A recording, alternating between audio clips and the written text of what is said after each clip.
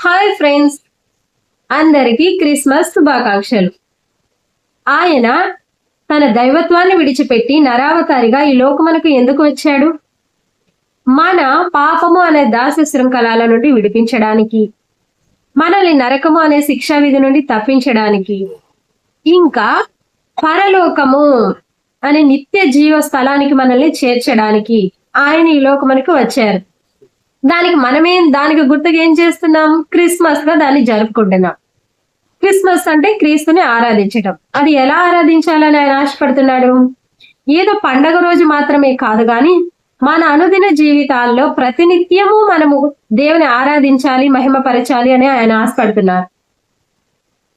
గొల్లలు జ్ఞానులు వారు మొదట దేవుని దర్శించినప్పుడు ఏం చేశారు?